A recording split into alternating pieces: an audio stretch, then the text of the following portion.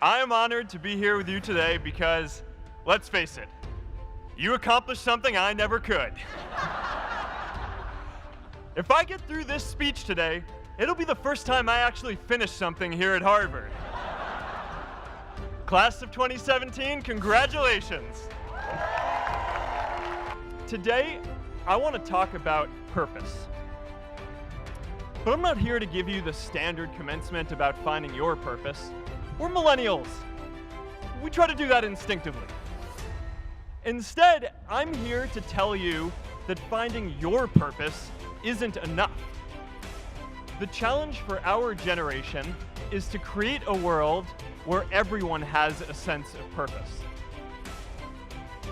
One of my favorite stories is when JFK went to go visit the NASA Space Center and he saw a janitor holding a broom and he asked him what he was doing, and the janitor replied, "Mr. President, I'm helping put a man on the moon." Purpose is that feeling that you are a part of something bigger than yourself, that you are needed, and that you have something better ahead to work for. Purpose is what creates true happiness. And you are graduating at a time when this is especially important. When our parents graduated, that sense of purpose reliably came from your job, your church, your community. But today, technology and automation are eliminating many jobs. Membership in a lot of communities has been declining, and a lot of people are feeling disconnected and depressed and are trying to fill a void in their lives. And I know that a lot of you are going to have your own stories just like this. A change in the world that seems so clear that you are sure someone else is going to do it. But they're not. You will. But it's not enough to have that purpose yourself. You also have to create a sense of purpose for others. And I found that out the hard way.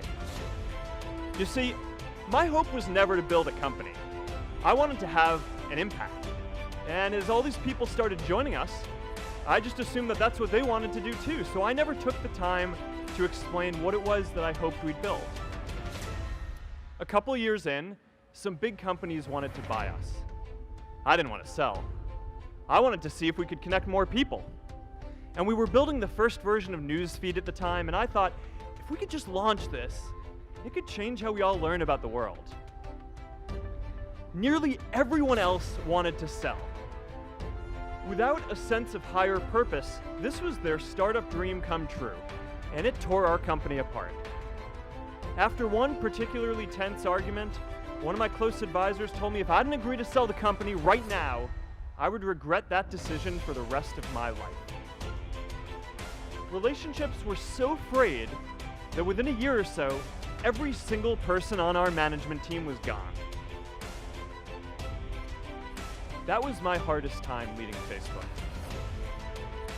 I believed in what we were doing, but I felt alone. And worse, it was my fault. I wondered if I was just wrong, an imposter, a 22-year-old kid who had no idea how things actually worked. Now, years later, I understand that is how things work when there's no sense of higher purpose. So it's up to all of us to create it so we can all keep moving forward together. And today, I want to talk about 3 ways that we can create a world where everyone has a sense of purpose. By taking on big, meaningful projects together. By redefining equality so everyone has the freedom to pursue their purpose. And by building community all across the world. So first, let's take on big, meaningful projects. Well, let me tell you a secret. No one does when they begin. Ideas don't come out fully formed. They only become clear as you work on them. You just have to get started. If I had to know everything about connecting people before I got started, I never would have built Facebook. Movies and pop culture just get this all wrong. The idea of a single eureka moment is a dangerous lie. It makes us feel inadequate because we feel like we haven't had ours yet.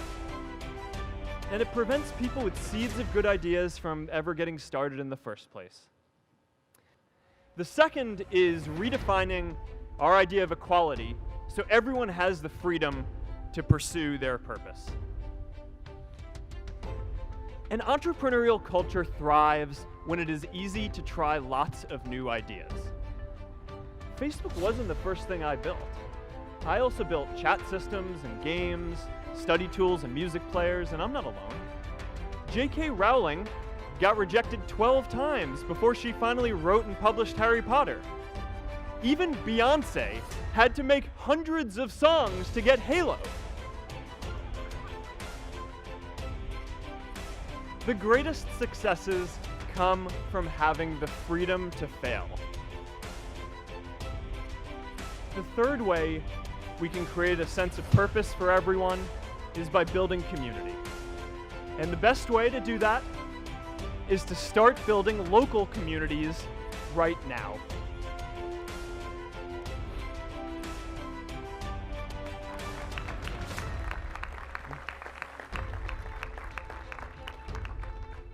We all get a lot of meaning from our communities. I hope you find the courage to make your life a blessing. Congratulations, class of 2017. Good luck out there. No one does when they begin. Ideas don't come out fully formed. They only become clear as you work on them. You just have to get started.